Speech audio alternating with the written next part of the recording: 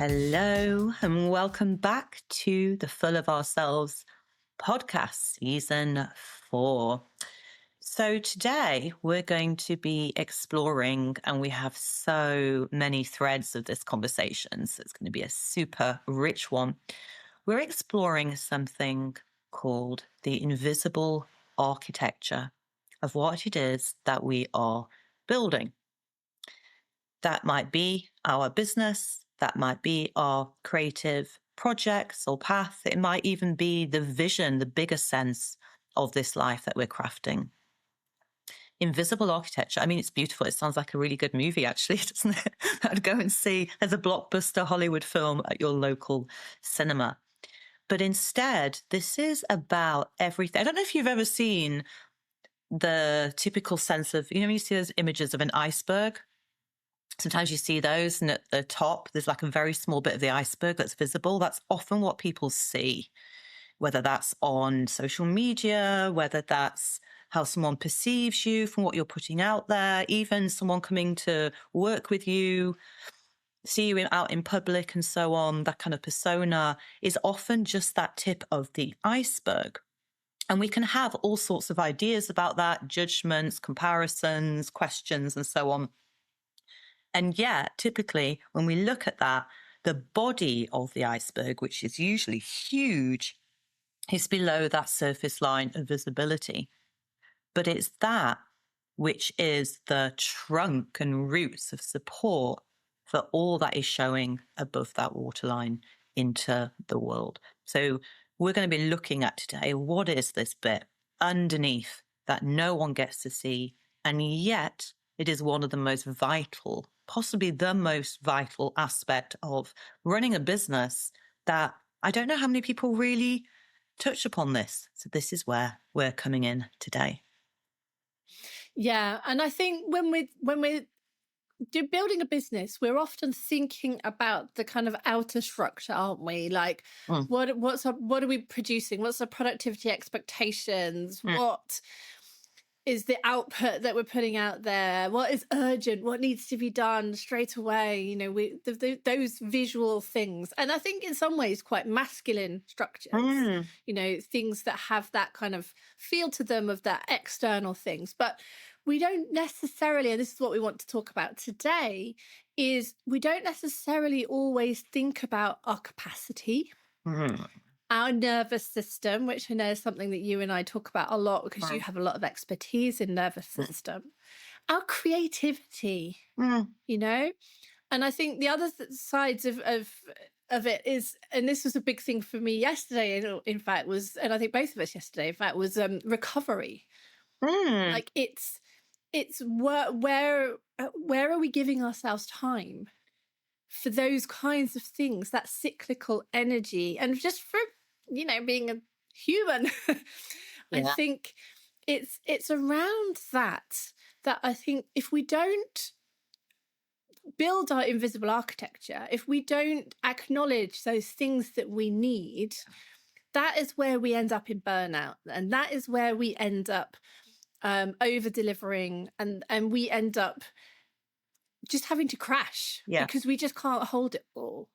So in invisible architecture, I think it's, you came up with this topic and it's like, yes, this is brilliant, because it's something that, as you say, I'm not sure that many people talk about, but it is so crucial, so crucial to having the longevity that we need in our business, because a lot of us are solopreneurs, we're doing this on our own. So we are our biggest business asset.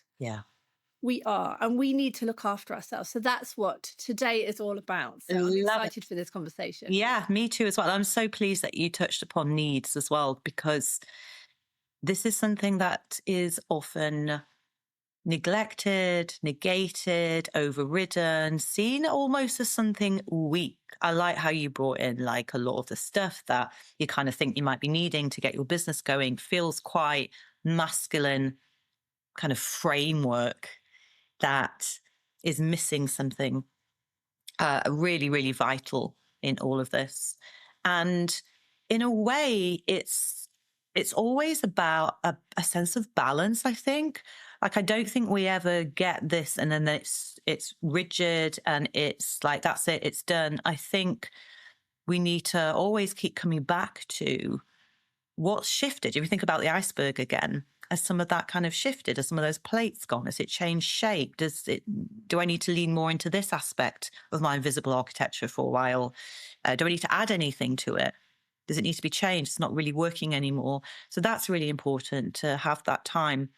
And it's interesting because so much what you're saying about this outwards, productive, being seen, again, when it comes to business, we look at things like strategies, don't we? Marketing strategies, growth strategies, financial strategies. And that's all very well and good, but that's not going to be sustainable. It's not going to work unless we have something that is supportive of that. So I think there's a few different kind of areas, I suppose, that we can look at, whether it's the kind of practical aspects of invisible architecture or the more, maybe we can use that word, feminine aspects as well. Yeah. So the first thing is, let's look a little bit at the practical stuff. We'll get that bit out of the way, and then we can go into the more, maybe the more kind of emotional aspects or physiological aspects. So one of the things, I think, if we see this, I like to see this invisible architecture kind of in a very visual way as literally like the skeletal structure. It's the bones of what it is that lies beneath. And one of those things is around literally the structures itself that are put in place. And Anna and I have a lot of conversations around that for our own, personal sustainability, as we've always moved through the year, questioning that it's changing, that doesn't work anymore, and so on. So what do we mean when we're talking about structures? It could be something like, some examples could be things like, where do you work? What's your environment? Do you go into an office? Do you have that space? Is it your kitchen table? What's the conditions of that like? Do you need everything to be quite clear? Do you need to light a candle? Is there some kind of ritual you put in place, first of all? That could also structure include, how many days of the week do you work? How many hours? Is it the morning, afternoon, evening? Is it before your kids get up? Is it just on your free time? Maybe if you're just starting out, because we're here to support all of you, whatever stage you are at your business. So those things are really important. And we have a lot of fun with those, because neither of us are women who are like, oh, the 9 to 5 is the perfect structure for me in my business. Visceral reaction. Those of you that can't see, Anna's shaking her head there in absolute like horror at that and agreement. So there's always a negotiation going on around what that actually looks like. And I want to add in here something that's really come up for me quite a bit recently, which we've been talking about, is I think there's something in us, because of the way the world is very driven, linear, super productive. That's how you know you're winning, successful, and so on. There's no allowance for the, like you mentioned, cyclical, seasonal structures, and how the different seasons ask something different from us. And that might be the literal seasons. Like, we're recording this in spring. I know for myself, I think for both of us, very recently, we're both feeling more surge of energy. We've both got more ideas. There's more things, therefore, to give time to, different ways maybe of doing things and showing up for that. Could also be the season that you are as in a woman. Maybe your kids are young, so there's less time, there's less of your resources available. Maybe you're retired from your kind of, employed job, and now you're setting up your own business. So that has a different feeling. Where you are in your own body's cycle, where your period is as well. That, as we know as women, completely impact and affect how we're able to show up. What days are the best days to have big meetings or negotiate, and which days to lay low and be quiet and not actually even see another human being. So there's just some little flavors around those kind of structures. Don't know if you have anything you want to add to that at all. Yeah, I think the thing about seasons is so important. And I think one of the things to say is, people talk about work-life balance and things like that, but I think a lot of times that balance is over time. It's not necessarily every single day. So sometimes, you know, you'll have a really busy day and then you'll think, oh, well, I need to build in a bit of rest after this because this is going to be a really busy work day or a really busy period of work, you know. And I've heard of it called, especially when it's a very busy time, seasons of sacrifice. It's like we need on those times other things that perhaps we would normally get time to do. Yeah. We sacrifice them, not forever, but just because we're just acknowledging this is a busy time. You know, like if you were going to do a trade show, let's say, or if you were going to talk at a conference, or, you know, it might be for that 3 days, you need to be completely on, like on the whole time. And you know it. And that's what you need to be. But the balance comes before and after for me. And knowing about the seasons. So I think in terms of seasons, it's useful to understand yourself. You know, we here in the Northern Hemisphere have very distinct seasons. Do we? Not every country does. Not every country does, but we have very distinct seasons, and so I think we're kind of more aware of them perhaps than some people are. But there was always the time of the farmer would leave the field fallow, would leave it without anything growing in it, because it knew that the farmer knew that if you really over farm something, then the nutrients in the soil are just going to be gone, and you're not going to be able to use it. You're going to overtax it. So, and sometimes it's autumn and it's time to harvest. You know, it's time to reap the rewards that you've, you know, of all the work you've been doing. So I think that understanding our work life in a bigger context is important. And that's why it can, if you talk about planning and quarterly planning, but it can be nice to think about the year in those 3 month periods. And it's like, what is my main focus going to be in those times? And sometimes in that, say, summer months, if you've got kids and the kids are home, then that's the focus, you know, and the business is ticking over and it's doing its thing. And then when the kids are back at school, then, you know, you've got more time to devote to it. So it's looking at it not so much on a day-to-day. Day-to-day is obviously important too, but on a bigger scale, I think we need to look at what works for us. Yeah, I love that, because immediately my feeling, like my felt sense is like a relief. There's a kindness to that. You know, and I absolutely understand this sense of, like, recently setting up this new nervous system intelligence for leaders work. That's taken up a lot of what maybe I would have given to my creative writing work. And I've had, you know, there's been a few times I've been like, what am I doing? But it's exactly this. It's like, okay, I know that's not forever, but I am choosing right now. There's a season here where I'm putting in this effort, I'm putting in the work, I'm putting in the groundwork, the invisible architecture, and muscling that because I want this to work, knowing that that's not going to stay forever. I think the problem is when things do stay like that for too long, like something's happened, something's gone wrong, or we believe that's going to be the case rather than go, no, this is serving. Ultimately, it might be the sacrifice now, which I love, but ultimately the sacrifice is in order to serve something else. And there's also a sense in what you're saying of almost like the seasons within seasons, isn't there? Like your business might have its cyclical nature, but then you might have that through the quarters, and then you might have that through the month. You might have that through whatever's going on in your family and so on. So there's quite a lot. Those of you who can't see, my hand is doing spirals. I think that's just definitely huge in itself. Definitely. And I think the other thing and I talked about this in my book is what I call runways. And I really love the concept of the runway. Like for me, and you know this and you're the same, there is no meeting before 11:30. It's not happening. It's not happening because I need a very long runway in the morning, like very long. So the idea of the runway is that the plane is not just straight up in the sky at altitude the whole time. It just isn't.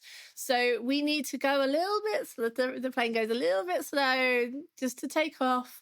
and it's going up, up into the altitude that it needs to kind of stay on, and then again it needs to come back down again. And so for me, the concept of runways is really important because I need that transition time, that preparation time.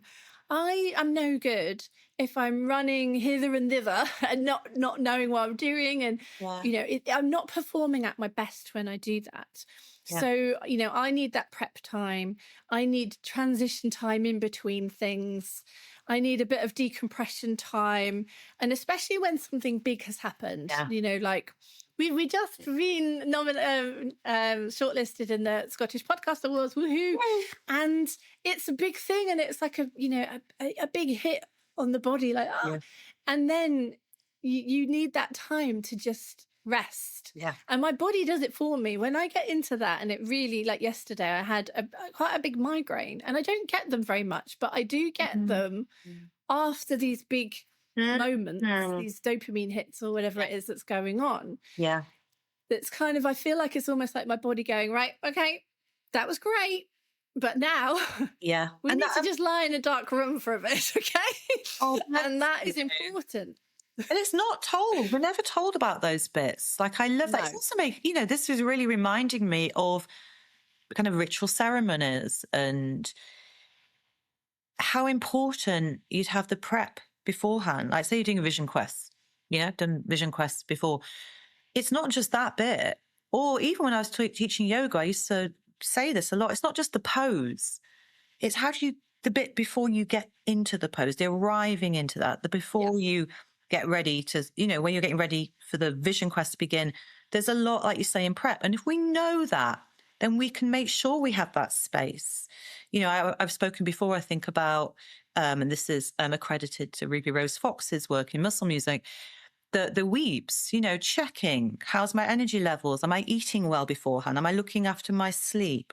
Am I making sure that I've moved my body? What are the basic needs that I can put in place so that I can show up in the optimum way? I know I've done my part. And exactly like you said on the other side, often if it has been something new, something challenging, something big for us, we are going to have that adrenaline and cortisol running through our system. We are going to have the dopamine drop. We're going to have that crash, the flatness afterwards. And oftentimes I think we can avoid that and go, right, oh no, I don't want to feel this. Right, what's the next productive thing? Next productive thing. And like you mentioned, unless we're allowing the cycle of that, it's going to burn us out. We need to let the flatness be there. We need to just lie down in the dark room, hopefully without migraine, and just veg out and just allow ourselves to, our whole system to come back so that we're fresh and ready for the next wave or the next cycle to come in. I adore that runaway metaphor that you brought in. I only heard that today from you, and I'm like, I love it. And we just love bringing visuals in as well. So, yeah. Yeah, it has become so important to me, and I think it has stopped me from feeling like there's something wrong, because I think what we see a lot is this very much this back to that kind of productivity industrial revolution, like everything's on all the time and we go go go go, and if we're not that, then something's wrong. But it doesn't really it doesn't really respond to how us, and I'm talking about men and women here, we need that recovery time. We need that time to look after ourselves in between. And when we don't get that, it's a big problem. And it's a big problem for your business if you're so burnt out that you can't do the work. Yeah, business, and then rippling out into your relationships, your family, parenting, all of that, free time and so on. And it's becomes a right bloody mess. I want to talk about another aspect here of the visible architecture. That's, again, the practical side of things, is around training, skills and training. Where are we up to with that? Sometimes it could be at a point where we go, okay, I need actually to go and do more training in this, or I'm at this stage now and it's the next step and I don't know about this, so let me go off and learn about this. So a lot of what, again, is not seen is the investment that we make to go and continue to be learning and growing ourselves. And particularly when it comes to our businesses, that might be keeping up with the latest trends or the kind of market news or the kind of cultural, you know, zeitgeist or whatever it might be, so that we're able to stay informed. Like Anna's, you're like my statistics and data queen. It's fantastic. Just point at Anna and she'll come out with statistics or something. And I think that's fantastic. But these are part of staying informed. Also, staying as a sense of, we touched upon in other episodes, of being that authority that people see. But that's because we're committed to continue to learn and to grow. So sometimes that bit can be forgotten. It'd be like, oh yeah, I know everything, I'm doing what I'm doing, I'll just carry on as I am. And it might be we get to a point where we're starting to feel something's wrong, or we're feeling a bit stagnant, or maybe even a bit bored. And there might be nothing wrong other than that part of our invisible architecture has been neglected for a while, and we need to tend to that. I think that's a really important thing, because as we know, everything will keep evolving and growing, and we need to do that as well. And if we stop doing that, then we need to kind of ask ourselves a really good question. And that could be like, am I still really invested in this that I'm showing as visible?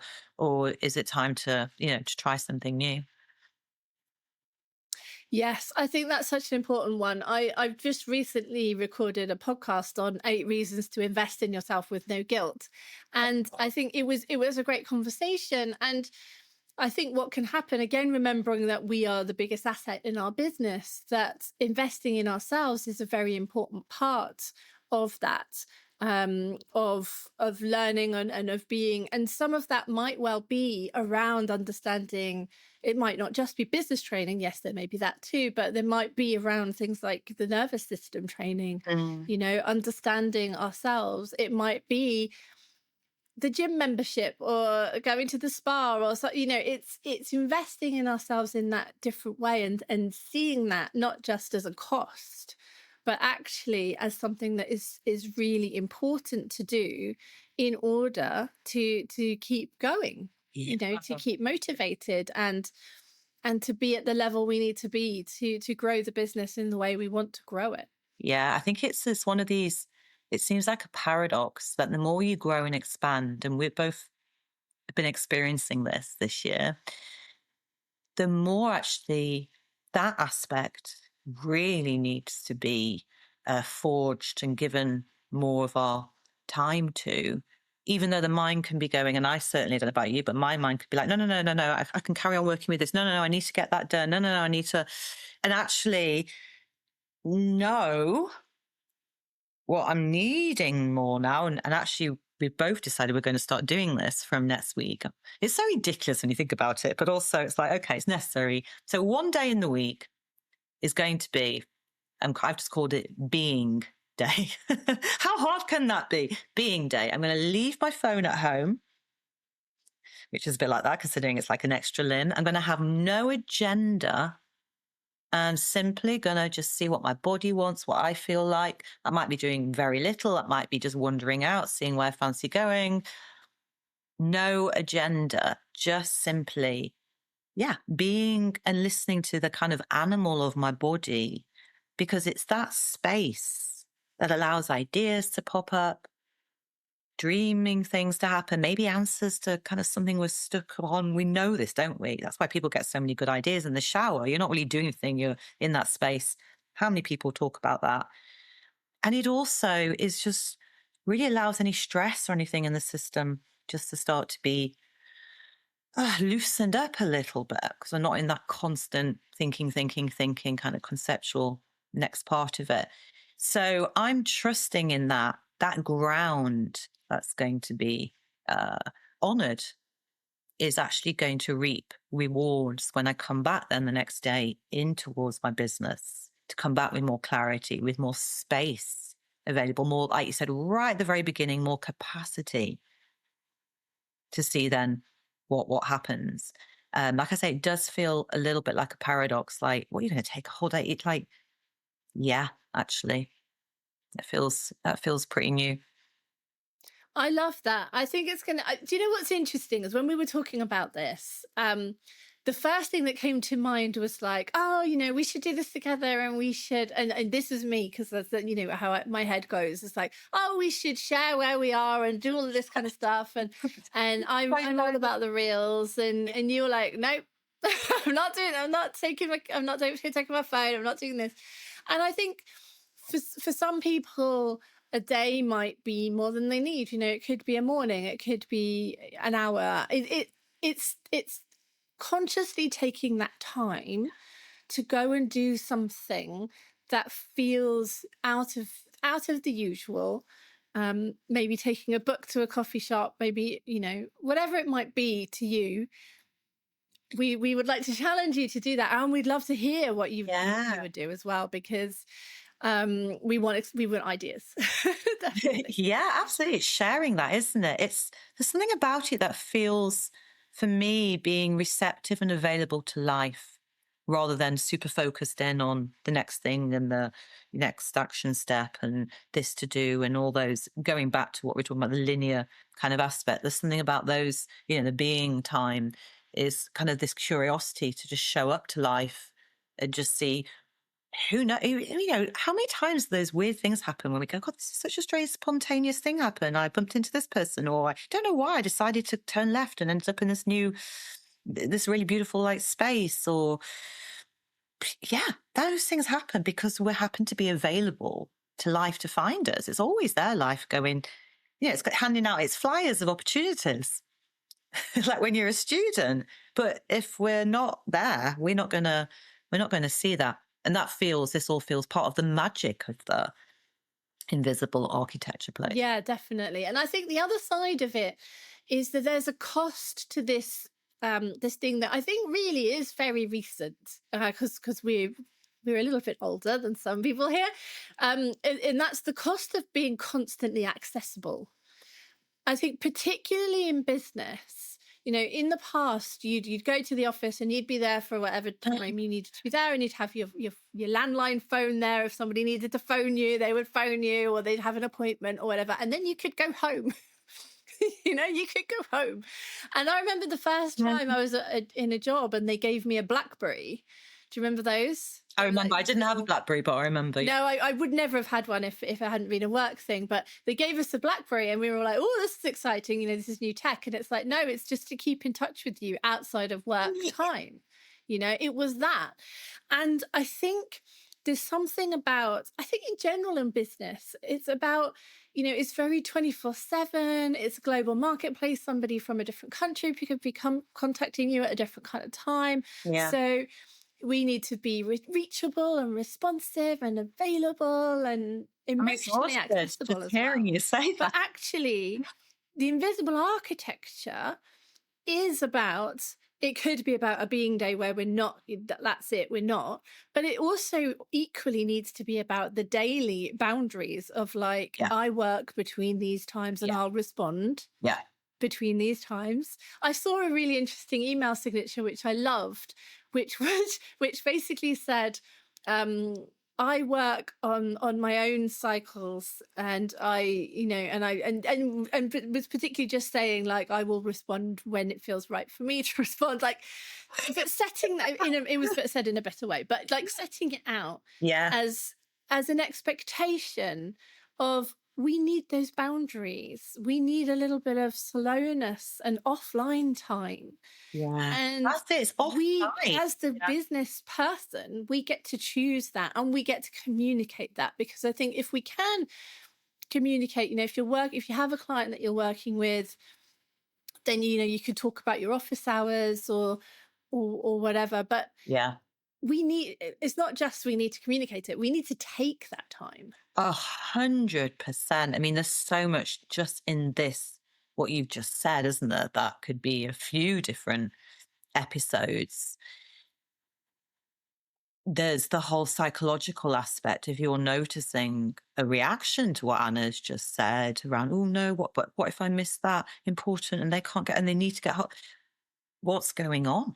Like if you feel like guilty because you haven't responded. I'm much better at this these days. I think my gob has just gone a lot more these days, to the point of I'm like, oh, okay. But because I'm not okay. I'm so fierce. I think that's the word. I'm more fierce and protective of time is the most powerful resource, the most wealthy resource that we have. So when we start looking at time as our wealth, which it is, are we leaking our wealth? Are we giving it away? Are we overspending? Are we doing it resentfully? Because maybe that when we're able to have a clear no without the justification, women are very good at going, that's no, because no, no, no, no. Just no, full stop. It means that when we say yes, we're fully available because we've chosen to say yes. And that's, again, a lot richer to come into relationship with somebody, negotiation, talk to a client from that place where we're really fully, all of us, on board, because we've had those times of saying no to protect the space, that ground, that being part of us that we're talking about. But it's a huge one. I'm as guilty as anybody. I don't answer like work stuff, but I will look if emails, it's just, oof, I definitely have a lot of work to do around relationship to my phone, as many of us do. It's when you start to think about it, it's completely insane, our reliance on that. And like you say, being able to be, reached, accessible, or people like, why are you not picking up? Like, my God. Yeah, it's a huge one, isn't it? Like the boundaries, like you say, is so much a part of and connected to the capacity. And if there's problems with that, you feel guilty around that, you don't know if you're allowed to, you think you need permission to, then there's some work there to be done, definitely. Definitely. I have a few rules around my phone. Like I won't ever have my phone in the bedroom at all. And I had to get a little alarm clock, little old digital alarm clock, because otherwise I found if I woke up in the night, I might reach for my phone and start looking at something rather than just go back to sleep. I do appreciate though that some people, have got kids or they've got things that, they need to be available for. And I actually feel for you if you feel like you're on alert all of the time, because that must be But then also quite a people thing. never had that and still had kids. They just had the landline, there's that as well, isn't I there? know. But It's true. I hear that. I've had to put an app block, like a child lock on my phone, which is more psychological because obviously I can just go in any time and edit it so that I can't go into social media after 9 p.m. I took YouTube That is a cool. while ago. Yeah, it's not good though. I spend hours then watching like YouTube stuff. But yeah, it's definitely something to think about. What else? Go on. You were going to say? No, I was just saying with my phone, I've started putting it away in a drawer because I've seen these lock boxes you can get and things like that. I don't think I need that, but it's when I put it in the drawer, it's like, no, I'm stepping away from this now. Like I'm moving away. And I think that's it. Just psychologically, it does Yeah. help. That's Yeah. yeah. I think. Come. Well, one of the things, I think we've touched on this a little bit, but I wanted to just maybe highlight it a little bit more, is particularly about that emotional recovery that we need if we've been quite visible. And that can be if we've been to, like I said, a conference or an event, but it could also be if we've showed up online or something like Yeah. that, or if we've done a meeting or anything. It's that we need that nervous system recovery afterwards that you touched on about what we need to do. And I think the problem is that we judge ourselves for needing that, and I think that's where we need to I just wanted to kind of bring up that part of it. It's that self-judgment and the blaming ourselves. It's like, I should just be able to just snap straight back and go back out there and do more. But Yeah. actually, just permission to take the space Yeah. that you need. Yeah, absolutely. Yeah. I think another aspect as well, kind of these more mindset or in places that you're touching upon, is around, and I've just issue 7 of my Pleasure Alchemist magazine was all about this around kind of failure and fucking up and rejections and those disappointments along the path that we're taking is our relationship to those things as well. Like, how do we deal with being visible? How do we deal with our offerings out in the world? How do we deal with, I loved how you just touched upon putting a post out, because for some of us, that's okay to do. We might be a bit like annoyed by, oh, I've got to do this today, or, but some of us quite like it. We don't mind, even if we hate the whole algorithms thing. But some people really, you might be like, I just feel myself freeze, even at the idea of doing that. And how will that be? And what will people say? And I don't know if I can deal with the impact of that. And we need to be able to do some work around if we're in business and we want this to work, part of that invisible architecture is to build different relationships, to look at how our relationship to getting things wrong is, making a fool of ourselves, maybe embarrassing ourselves. I always think about, is it a couple of years ago or last year? It was either last year or the year before, when was it Bob Dylan won is it Nobel? Do you win this or they just give it you? I don't know if you win it. Nobel Prize for something. Is it music, literature, writing, words, poetry, something? And he's notoriously very shy and quite introvert, so he wasn't there. And he'd asked Patti Smith to go on his behalf and to sing. I think it was "Blowing in the Wind" and pick up the award. And this is amazing. I mean, Patti Smith, I just adore her anyway. But obviously, was quite nerve-wracked by it. It's huge. And you've got all these like very official looking, what look like very proper, important people sat there in the audience, and the big orchestra. And she starts singing "Blowing in the Wind." And I think she starts to get into the second verse and she can't remember the words. She obviously freezes. Her mind goes blank. You get less oxygen going in your mind when you freeze. Everything it impacts. And she couldn't remember the words. And so obviously the music stopped. And what was so amazing, because obviously it's all recorded, she's being filmed. I think it was live as well. She just very calmly, God knows what was going on inside her, kind of just made a little joke around, oh, forgot the words. And then she was like, let's go from that second verse. And we started at the music and she got it. That is part of whatever it is, where, that with tools that she had, or the resilience that she had to carry on, to kind of go, okay, made a mistake. Something about it was very beautiful, very humbling. We need to know how to be able to deal with things that are not going to go the way that we want them to go, because essentially anything visible is uncontrollable. It's unpredictable out there in the world. What is the only place we have any sense of control is how we're managing the invisible architecture aspect, the stuff that we can do from the inside. So I think that's a really important piece to look at. What are those kind of like more like emotional intelligence skills, nervous system regulation skills? Maybe it's communication, maybe it's growing and strengthening my resilience, my ability to be rejected, whatever it is.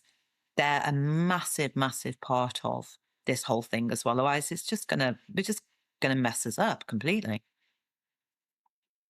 Yeah, definitely. And I think as well, alongside that, I think we need to think about what is sustainable in terms of growth. So there's some stats around businesses, me and my stats. Yeah. There's the stats around businesses Mhm. that that don't last after like 3 years. And there's kind of two things that can happen. One is that it just doesn't really get off the ground. It just doesn't work. But what can sometimes happen with the business is that it grows too quickly Mm, and it can't keep hold of the capacity, doesn't have the capacity to build in the way that we're wanting to build it. And I think it's very smart for us. We're taught it's in the ether, I think, of like, oh, we should be building, we should be scaling, we should be 10K months, 100K months, million K pound month, I don't know, whatever. It's all of this like that we're hearing out, this kind of hustle culture type yeah. thing. But what we need to remember is that the growth obviously, we want to grow to a certain level, but that needs to be a sustainable growth that we can hold. And that, maybe that there becomes a point where we need to ask for help, and we need to get support and employ other people, and it's Yeah. not just around who we are. And it's about building that sustainable architecture, Yes. and that can take time. So we're forever like, oh, what's the next sale? How am I going to scale this business? How am I going to make this bigger? And those are questions that are important in business, but also equally as important is, how can I sustain this? I love that. That is, and sustainability just literally means our ability to sustain, to stay with, you know. Um, isn't it interesting? Because our growth one year might be that muscling of our capacity, but that's not the visible bit. So people might look at that, and we might look at that and judge and go, well, I haven't grown. And yet we have. We've grown that way. Like, that's not seen as something to be celebrated, isn't it? Which is really um quite, well, it's just how our society is. And we really want to change that. And this is part of the messaging of this particular episode, is to kind of give more attention and equal importance, maybe even more so, if you think about that's more than the tip, is what's underneath, to this part of what does growth mean to you in ways that means that you can continue doing what you're doing and enjoy it and be relaxed around it. It's interesting when you were speaking about, like, that's such an important thing around not growing too fast. Makes me think about rhythms, and which kind of touches on the seasonal. It's very nature based, isn't it? Like, I know for me, my pace, my rhythm naturally, my optimized rhythm is slow. I often say slower than a snail. A snail will go kind of right past me. I forget all the time, mostly because of outside.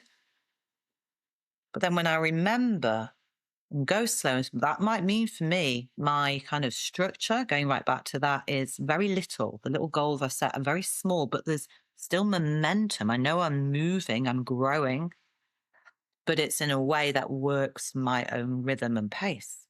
And I think that's something that is not really kind of given any space to. You might be somebody, I know friends of mine that are just Speedy Gonzales. They, before they've even finished saying the idea at the mouth, they've done it with bells on. And that's their pace. So a good question for you is, think about, what do I think my actual optimum rhythm is on a scale? And how do I know that for a start? So there might be examples you can think of that really work when I actually, was steady like this, or when I actually went at my pace, which was faster than what other people were doing. And is there some ways I can start to honor that a bit more? What might have to change in the structure that I've given myself in order to allow this? I think that would really help in this sustainability part of it as well. Yeah, I think that's a really good question to ask. And as we grow in our businesses, as we get older, we just start to understand ourselves better, don't we? And it's always about that curiosity for me. It's like, what's happening here? What why is this working? Why isn't this working?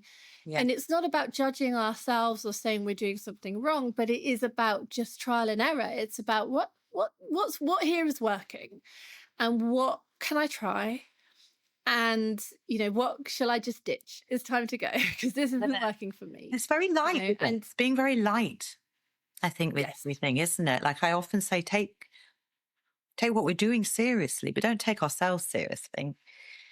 yeah, There's a couple yeah, of other things I wanted just to touch upon around this, which connects with that, which is remembering the bigger vision of what we're doing, because there's so many kind of components, especially again when we're solopreneurs. There's so many components that we need to keep on top of, and especially if something's really asking for our attention, or like you touched upon earlier, or if something's really important, so I need to really kind of be investing a lot of my resources into that. It's really easy for us to forget the reason why we're doing this, like to kind of really pull out and look at everything and go, hold on a second, what is ultimately the vision of this whole iceberg when it's all together?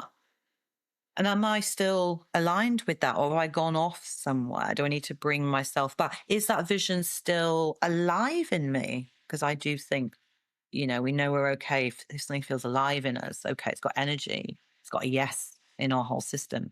Or is that like long since that spark gone out and we just hadn't noticed because we've been so busy doing things?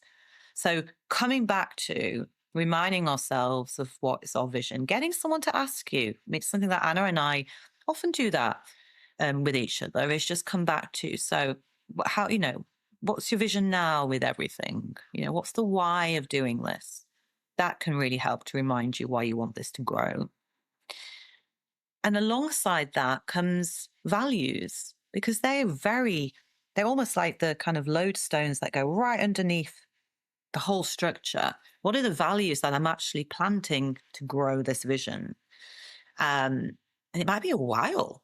I think I might need to come back actually. I think it's been a while since I've actually sat with what are my values now that I want to build this from. And then the last thing with that, again, is around belief. Do you believe? Are you a believer? I was going to say believer, I didn't say. Do you have faith? Are you believing in what you're doing? Has to be. That's almost like the fluid of the joints of this structure that you're building underneath. If it's shaky or you're not sure, or you're only getting that belief by asking others, is this okay? Do you think this is a good idea? That ain't going to do nothing. It's going to dry out stuff pretty quick. So just some other little things there to think about this very huge and very alive ecosystem, actually, of this invisible architecture. Yeah. Yeah. I love that. Okay. One last thing, because something that you said when you were talking about how, particularly for women, this is a really good thing a good topic to be exploring. You were saying something about women overriding our own. Yeah, I didn't want to talk about that in this one. I've decided. So Okay, all right, that's fine. Yeah, I think just wanting to say, just on that bigger sense of, in the business world, we might know that whole kind of like ridiculous scenario, isn't it? Of, maybe there's a job out there or an opportunity. A guy will probably just apply for it anyway because it just does. Whereas women, we'd often be like, oh, could I do this? Do I have enough experience? And there's something about the more that we inform this invisible architecture aspect, the more we won't have that, because it will just really sit. We will be sat as that going forwards very, very strongly. So just wanting to add that in. yeah, I definitely feel that. Yeah. I think that belief part is so important, and it often does get tested. I remember a time where I felt like I'd been working really hard for years and not really seeing any fruits of the labor from that, and thinking, like, am I on the right track? Am I doing the right thing? But I think it comes back to, does what you're doing still have that life to it? Yeah. Because I think there's so much online that's telling us instant success, and you're seeing all of that and thinking, well, actually this has not been instant for me, so why is that? Am I doing the wrong thing? It's like the second guessing side of things. Yeah. So it's staying strong on it and keeping going. Yeah. That doesn't mean you don't change direction slightly, but it's about making that decision consciously. Yeah. And with that, there's a little bit of like kind of, no one's an overnight success. Yeah. Absolutely. Absolutely. Well, thank you so much for listening to this episode of Full of Ourselves podcast. We'll be back very shortly with the next episode, and we look forward to hearing from you and your thoughts on this.